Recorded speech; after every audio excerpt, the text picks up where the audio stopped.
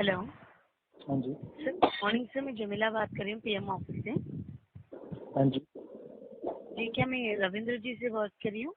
जी मैं बात कर रहा हूँ दिल्ली। दिल्ली से। Okay, thank you so much sir आपके नाम और पता बताने के लिए। एक्चुअली सर हम प्राइम मिनिस्टर ग्रीवेंस पोर्टल की फीडबैक लेने के लिए कॉल किए। एक्चुअली आप मई 23 को एक कंप्लेंट दर्ज करवाए थे ना कोविड-19 रिलेटेड। राइट। जी, उसकी फीडबैक के लिए कॉल किए थे। क्या सर आपकी प्रॉब्लम रिजॉल्व हो गई sir? It is a very inefficient portal. जी, this is a very inefficient portal. Okay. कोई रिजॉल्वेशन नहीं हुआ, किसी का कोई कॉल नहीं आया, किसी ने सही मायने में पूछने तक की कोशिश नहीं की कि एक्चुअल में प्रॉब्लम क्या है। अपने आप ही तय कर लिया योर प्रॉब्लम है रिजॉल्व, जबकि मेरे पास एक सिंगल कॉल नहीं आया। इस नाटक की जरूरत है। ठीक है, आपको आपको तकलीफ अभी भुगत रहे, आपकी तकलीफ रिजॉल्व नहीं हुई सर?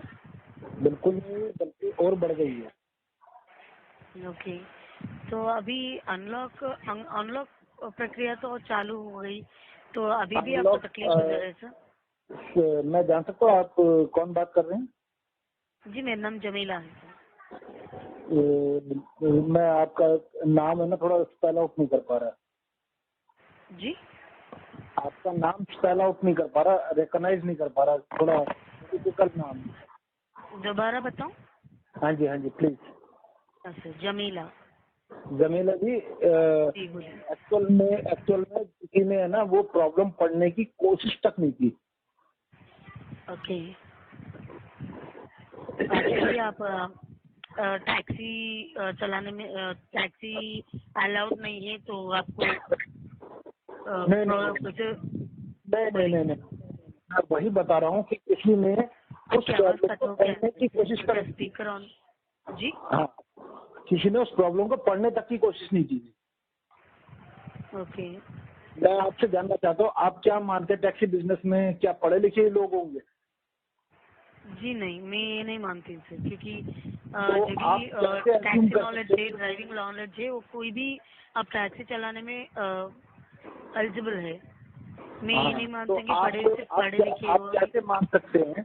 आप ये कैसे मान सकते हैं? तो एक जो ऑर्डर 2007 में सर्कुलर आया था, उसको आप 2020 में इम्प्लीमेंट कर देंगे और आप ये कहेंगे, आपका डीसीपी ये कहेगा कि वो 2007 का ऑर्डर ड्राइवरों को अपने आप पढ़ लेना चाहिए।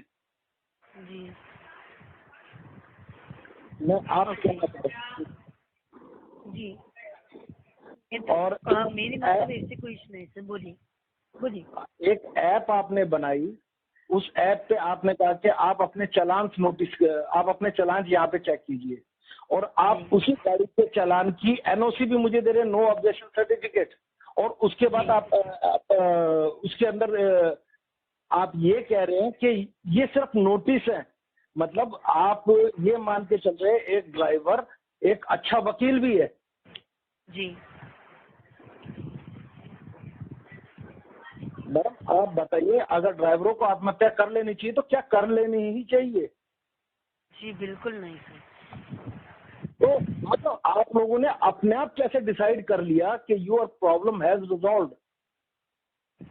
जी, मतलब कोई कौन बताए थे सर आपकी प्रॉब्लम रिजॉल्व बोल के?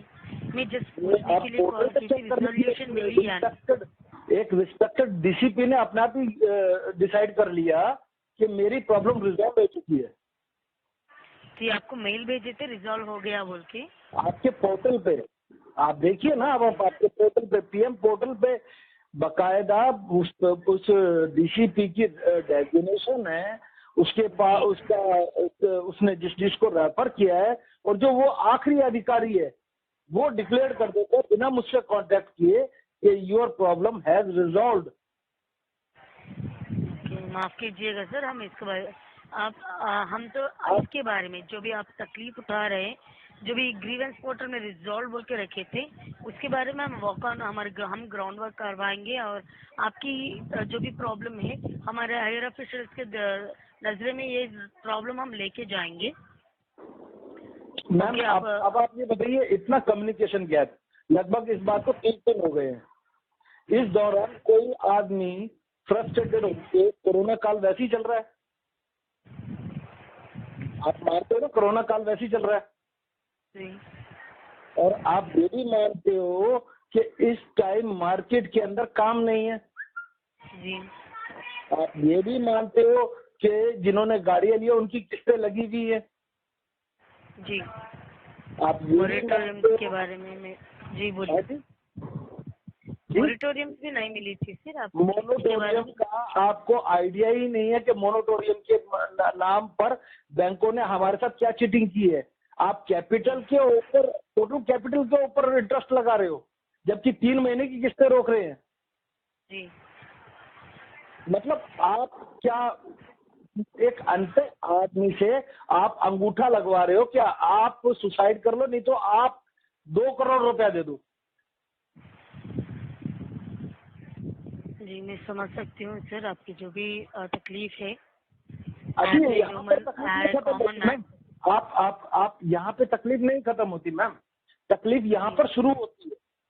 जी उसके बाद बिजनेस नहीं है। जी उसके बाद क्या होता है कि हम पूरे दिन गाड़ी लेके खड़े हैं। आप ये बताइए, आप एक चौकीदार को हायर करती हैं, जी एक चौकीदार को हायर करती हैं, तो या आप किसी भी एम्प्लॉय को लेती हैं, या आप किसी को भी अपने काम के लिए रखती हैं कॉन्ट्रैक्ट पे या किसी भी तरीके से, अगर वो आपके पास आ गया तो क्या उसका मीटर डाउन है ना? जी अगर वो 5 बजे तक आपने उसको कोई काम नहीं दिया तो उसके बाद आपको कुछ ना कुछ तो कंपनसेटरी उसको आपको देना पड़ेगा ना। जरूर देना पड़ेगा सर। लेकिन मजे की बात यह है कि ओला उबर ड्राइवरों को 16-16 घंटे ऑनलाइन रखती है और उसके बाद वो 1 रुपया लिए बगैर अपने बच्चों के लिए रोटी तक का इंतजाम करके नहीं लेके आ पाती। आप बताइए, who is the responsible for that? Okay, I understand. Sir, this is the Ola responsibility, but उन लोगों ने आपको अमाउंट पे नहीं की थी, उसके बारे में कंप्लेंट दर्ज करवाने के बाद गवर्नमेंट की रिस्पॉन्सिबिलिटी है उस पे वर्क करें। मैडम, गवर्नमेंट तो एक आंखें बंद करके इन कंपनियों को प्रमोट कर रही है। ये 5 साल से कंपनियां आपके वोटर को दोहन कर रही है, दोहन। जी और आप कह रहे हैं कि आपको कंप्लेंट करनी चाहिए। आपको क्या लगता है कि इतने ये कंप्लेंट क्या 1 महीने तक पेंडिंग होनी चाहिए थी? हम उम्मीद ये करते हैं डिजिटल वर्ल्ड में कि पीएम के पोर्टल पे अगर हम कोई कंप्लेंट कर रहे हैं उसका हमें रिप्लाई जल्दी जल्दी आएगा। लेकिन ये जो ब्यूरोक्रेट्स है, ब्यूरोक्रेट्स कॉन्सिक्वेंसी, इन्होंने अपने आप ही तय कर लिया कि मेरी प्रॉब्लम सॉल्व होगी।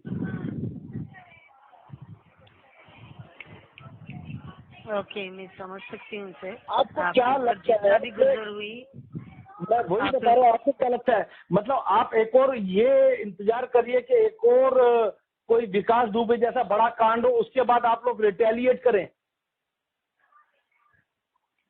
जी एक आम आदमी अपने सर आपके बात से आपके एक आम आदमी, एक आम टैक्सी ड्राइवर अपने बच्चों को भूखा मरता देख के किसी के गन पॉइंट पे छीना झपटी करनी शुरू कर दे, वो मेहनत से दूर हो जाए।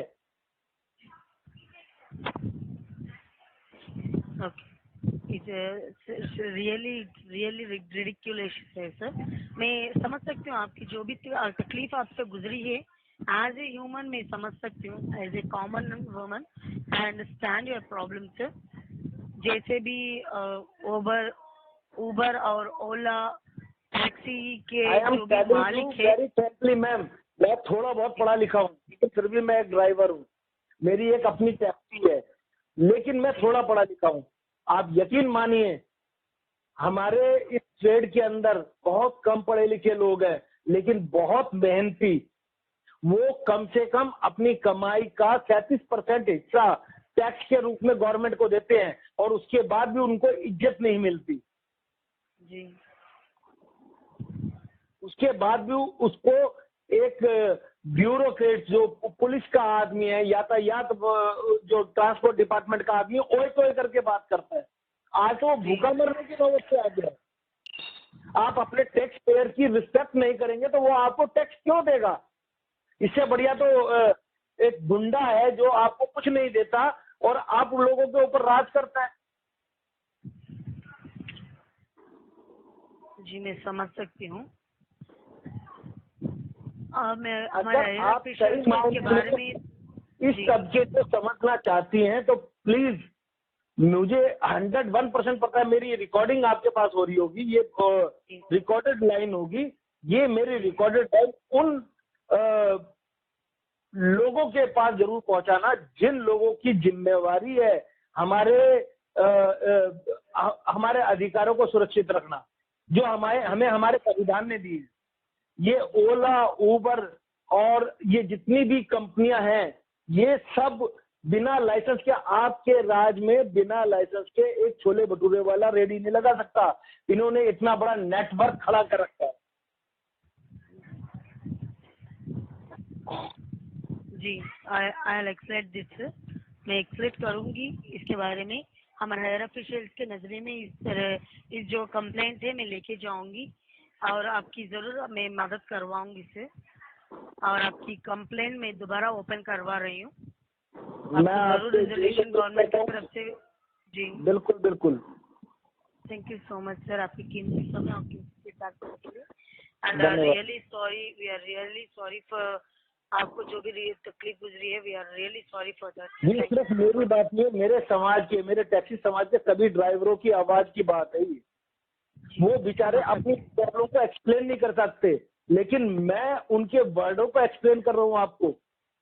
जी understand sir, thank you so much, मैं एक्सप्लेन करूंगी। थैंक यू सो मच आपकी कीमती समय और कीमती फीडबैक के लिए। Have a nice day. बहुत बहुत शुक्रिया। Thank you ma'am.